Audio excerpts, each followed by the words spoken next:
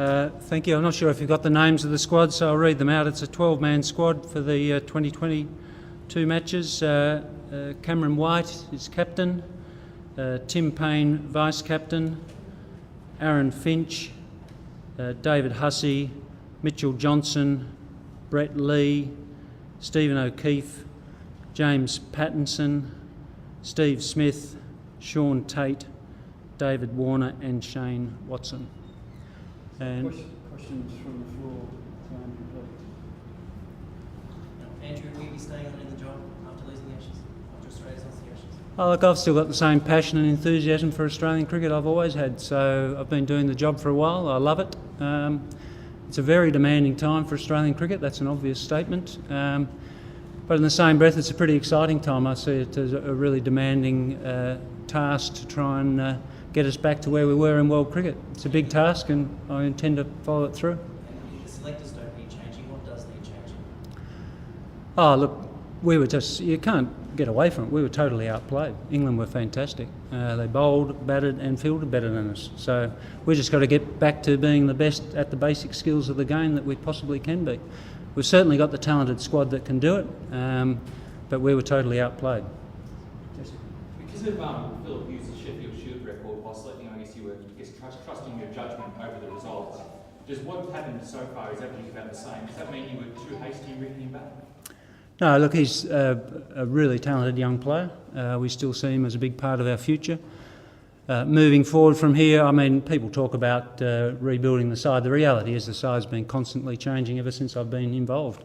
At the moment, we've introduced 3 young batsmen into our top 7, which is a massive change.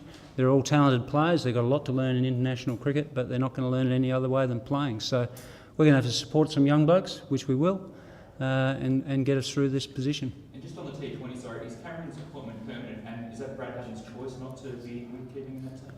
No, we've taken Brad hasn't been picked in the side. He's obviously disappointed, but the reality is we need to take opportunities from time to time to have a look at other players. We think Tim Payne's got a big future. We're keen to give him some leadership experience as well, which we're doing in the Prime Minister's game and in this 2020 squad. So, you know, Brad is still our number 1 keeper batsman in all forms of the game, but at this particular moment, the right thing is to have a look at Tim Payne. Cameron is the captain permanent? Oh, captains are appointed. He's been appointed for the squad, but it is our intention to move forward with Cameron. We think he'll do an absolutely excellent job. No. And how much responsibility do you take for the Ashes loss as chairman of selectors? Oh, look, I think we've done a very good job as selection panel, but the reality is we were totally outplayed. You just can't get away from that fact. They were better than we were. We put a side on the paddock which we expected to compete really well, and they gained momentum probably at the start of the Adelaide Test match.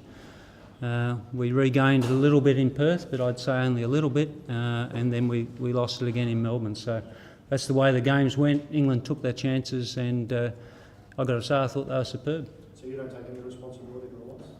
Oh, I take responsibility for doing the best job I possibly can for Australian cricket, which is what I've always done. I've got a great passion for it. I still want to do it, and I'm sure we're going to get through this stage. But it's going to be tough. It's going to be very demanding. Our next 2 series are tougher than this one, I think. Playing Sri Lanka away and South Africa away is as tough as it gets.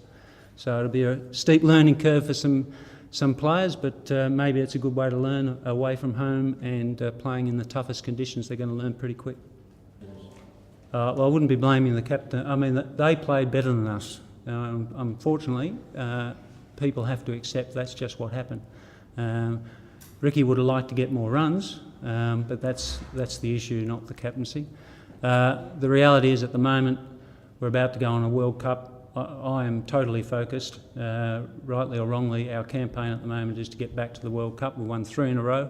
We're going to try and make it 4, which is obviously going to be a fairly daunting task to do, but we're going to pick a squad in a few days which we think is capable of doing it. So our focus is going to be on the World Cup.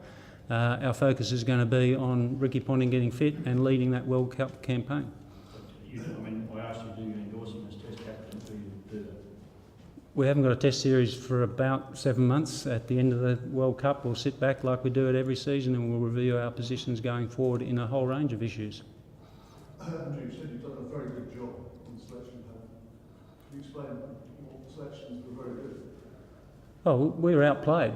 It's as simple as that. We weren't good enough to beat them. They played at the best of their game, and we didn't bat, bowl or field well enough. So, What was a very good demonstration?